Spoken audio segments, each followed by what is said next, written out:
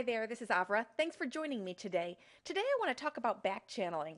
There is tons of information out there about back channeling, and we could talk for hours about it, but I just want to show a quick and easy way to create a back channel for your students.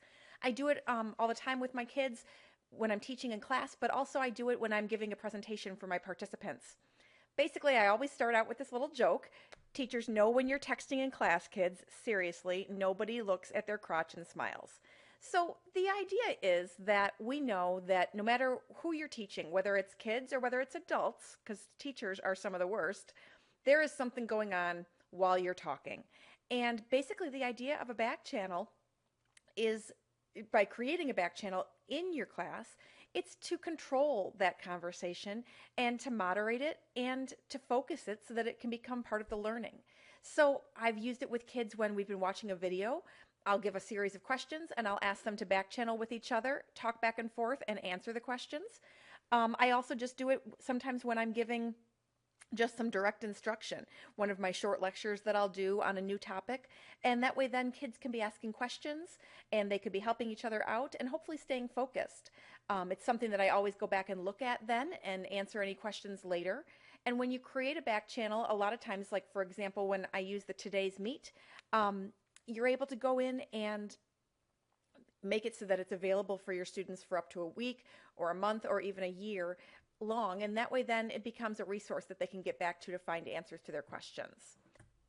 The nice thing about Today's Meet also is that, as you can see right here, it does allow us to create a QR code, so you can either have your kids go to the website or you can just have them scan in the QR code if they're on a mobile device. So let's just talk quickly about how to actually create a Today's Meet back channel. So what I've done is I've opened up a new browser tab and I can simply click on or type in the box todaysmeet.com.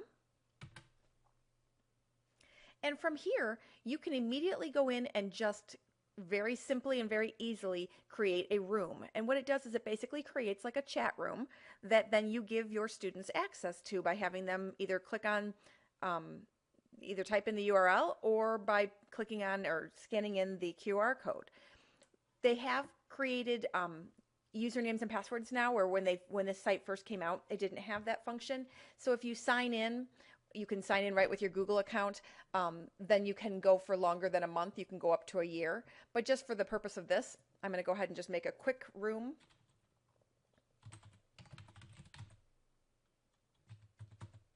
And then I'll hit open my room. And from there, the students just type in their nickname. So I might type in Ms. Robinson, and then I hit join.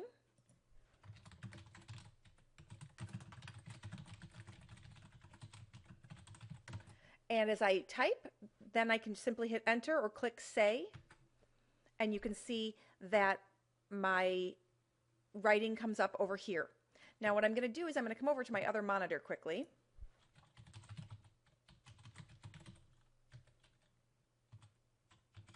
And pretend that I'm a student and sign in over here.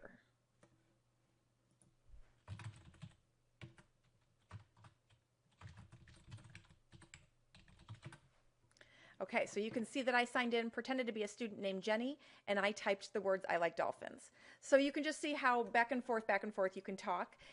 My one suggestion that I do make is that when you're doing this with your students, maybe give them some parameters in terms of what name they type in, since it doesn't link to their Google account or anything.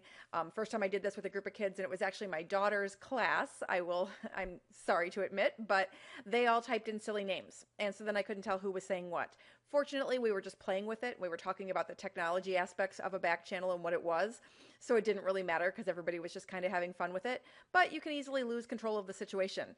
The other thing that I do always mention to teachers, and of course you have to follow all of the acceptable use policy procedures that you've got in your district and in your classroom, but also keep in mind that if you do open up a chat room like this, it is a chat room that is open then for anybody to chat in that you've given the link to. So your students could be chatting in it throughout the day. They could go home and do it. So it's something that you're going to want to monitor because it can easily get out of control if you let it. But if it's something that your students know that you're in there reading all the time and you're reading the transcript for them and so on and so forth, then you should be good to go.